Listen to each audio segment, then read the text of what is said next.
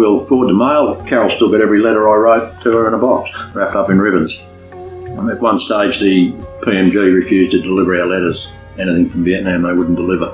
But that only lasted for a short period of time. Created a little campaign called Punch a Postie. The Postal Union decided it would be a good idea to support the growing anti-Vietnam protests by not delivering any mail from Vietnam that came home or sending any over. And that lasted for nearly a month, I think. It was cruel. Eventually it was all sorted out and the mail flowed again. The Japarut was originally a private ship and the wharf labourers wouldn't load it. So the government was forced to declare it a Navy ship, HMAS Japarut, and that way Navy crews could man it and Navy crews could load it. While the tanks were being brought over, all the tools were stolen off them. The waterside workers stole all the tools off the tanks. So that when they did arrive in Vietnam, we couldn't use them for a month because we had no tools to use them. The anti-war movement had started up by then. What hurt us most with that was that even though it was very big in America, the American anti-war protest made it very clear to the soldiers that we're not against you, we're only against the war. And that was their slogan to the soldiers, we're not against you, we're only against the war.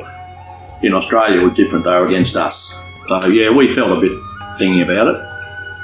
But it was one of those things that you lived with in those days. It was, days of peace and power and pot smoking and all that good stuff. Flower power.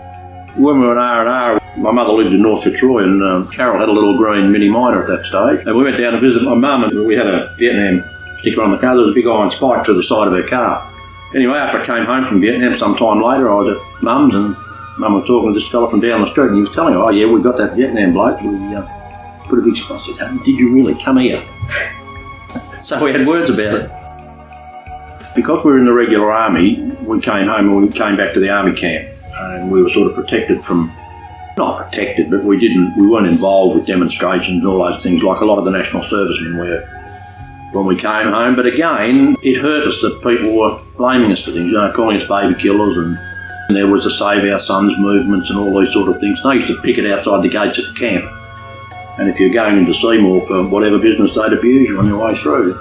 Yeah, that disappointed us. I know a lot of the national servicemen still resent it, because they were directly exposed to it. Yeah, it hurt.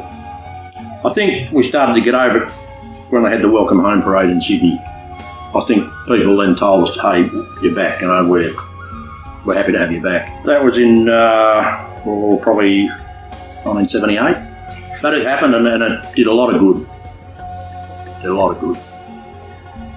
So I guess one of the other things that happened when we came home was the support the wives gave us. I don't think anybody realised how much they supported the guys that were over there and what they had to put up with back home here. We didn't have any children at the time, but others did. The wife's looking after the kids all by herself, hubby's away.